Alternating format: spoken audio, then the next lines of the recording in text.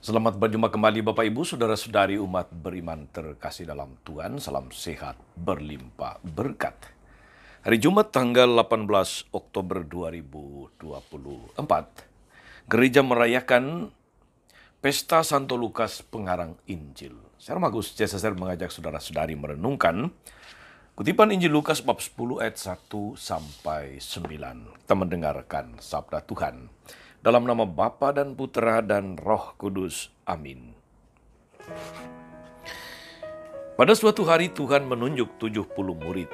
Dia mengutus mereka berdua-dua mendahuluinya ke setiap kota dan tempat yang hendak dikunjunginya.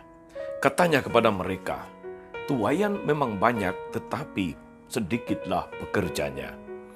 Karena itu mintalah pada Tuhan yang empunya tuaian supaya ia mengirimkan pekerja-pekerja untuk tuaian itu. Pergilah, camkanlah, aku mengutus kamu seperti anak domba ke tengah-tengah serigala. Jangan membawa pundi-pundi, atau bekal, atau kasut. Dan jangan memberi salam kepada siapapun selama dalam perjalanan. Kalau kamu memasuki suatu rumah, katakanlah terlebih dahulu, damai sejahtera bagi rumah ini. Dan jika di situ ada seorang yang layak menerima damai sejahtera, maka salammu itu akan tinggal padanya. Tetapi jika tidak, salammu itu akan kembali kepadamu. Tinggallah dalam rumah itu, makan minumlah apa yang diberikan orang kepadamu, sebab seorang pekerja patut mendapat upahnya. Jangan berpindah-pindah rumah. Jika kamu masuk ke dalam sebuah kota dan kamu diterima di situ, makanlah apa yang dihidangkan kepadamu, dan sembuhkanlah orang-orang sakit yang ada di situ, dan katakanlah kepada mereka, kerajaan Allah sudah dekat padamu. Demikianlah sabda Tuhan. Bapak Ibu Saudara-saudari umat beriman terkasih dalam Tuhan. Hari ini kita merayakan Pesta Santo Lukas, Pengarang Injil. Santo Lukas memiliki latar belakang sebagai seorang tabib, sebagai seorang dokter. Lukas mencoba merumuskan bagaimana sikap seorang murid Yesus ketika mendapatkan tugas perutusan di tengah dunia. Secara sangat jelas diungkapkan syarat-syaratnya. Janganlah membawa pundi-pundi atau bekal atau kasut. Bila memasuki suatu rumah, katakanlah lebih dahulu shalom atau damai sejahtera bagi rumah ini. Jikalau ada orang yang layak menerima damai sejahtera, maka salammu itu akan tinggal di atasnya. Dari syarat-syarat tadi, Bapak Ibu Saudara-saudari, terlihat dengan jelas bahwa Yesus meminta kita untuk memiliki sikap lepas bebas di dalam menjalankan tugas perutusan di tengah dunia ini. Jangan sampai kita ini hidup penuh dengan kekuatan, kelekatan maksud saya, dan dihinggapi oleh kekhawatiran duniawi yang berlebihan. Santo Lukas yang kita pestakan hari ini, saudara-saudari, mengajarkan kita untuk hidup sebagai pembawa damai, sebagai sumber damai sejahtera bagi sesama. Hal itu ditunjukkan di dalam Injil yang ditulisnya, Injil Lukas, tentang karya keselamatan Allah dalam diri Yesus Kristus. Kegigihan Santo Lukas merekam dengan baik perjalanan Yesus, Sang Putra Tunggal Allah, yang rela menyatu dengan hidup kita manusia. Prasyarat terjauh untuk menjadi pembawa damai sejahtera Allah adalah kesiapsediaan untuk dipakai, untuk diutus, tanpa memikirkan harta atau apa yang kita dapatkan. Sebuah sikap lepas bebas terhadap segala macam aneka kelekatan-kelekatan duniawi. Saudara-saudara, Anda yang dibaptis tidak bisa lepas dari tugas perutusan ini. Sebab setiap orang yang dibaptis otomatis diutus untuk menjadi pembawa kabar baik, pewarta kabar baik, pembawa shalom di tengah dunia. Kita sering mendengarkan minimal dalam 10 tahun terakhir ini, saudara-saudari, istilah silent majority atau mayoritas yang diam, yang silent, yang menunjuk kepada orang-orang yang memilih diam dan tidak ingin terlibat. Orang-orang yang memilih cuek, itu bukan urusanku. Menjadi anggota mayoritas diam, silent majority.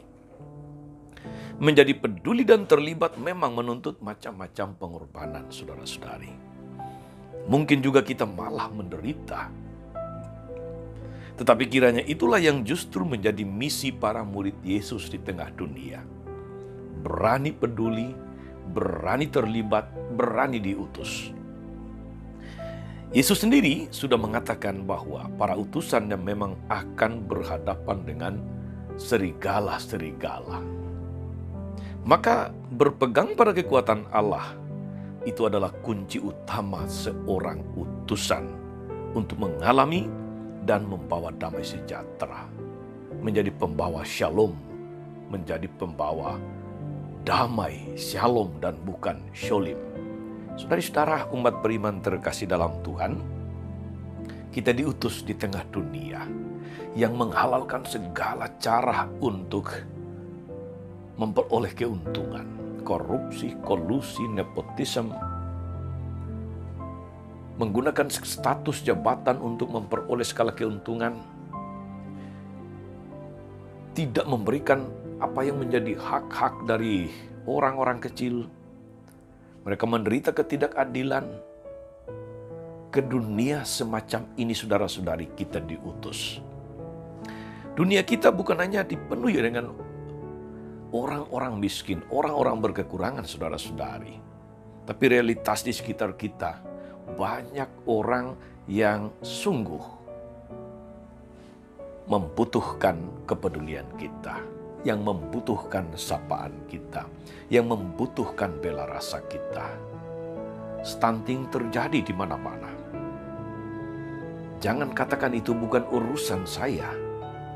Karena dengan demikian kita masuk dalam kategori silent majority yang tidak mau peduli, yang tidak mau terlibat, yang memilih untuk diam, cuek is the best. Saudara-saudara, ada banyak anak-anak yang tidak memperoleh akses pendidikan. Ada yang ingin katakanlah bersekolah, menuntut ilmu, tetapi tidak punya kemampuan untuk itu. Kita dipanggil untuk menjadi pembawa kabar baik bagi mereka. Ke tengah dunia seperti inilah kita diutus, saudara-saudari. Ada banyak orang, apalagi dengan perkembangan dunia yang luar biasa ini, saudara-saudari, semakin hidup dalam relativisme, semakin abai terhadap Tuhan dan segala karya Tuhan. Kita diutus ke tengah dunia seperti ini menjadi pembawa shalom.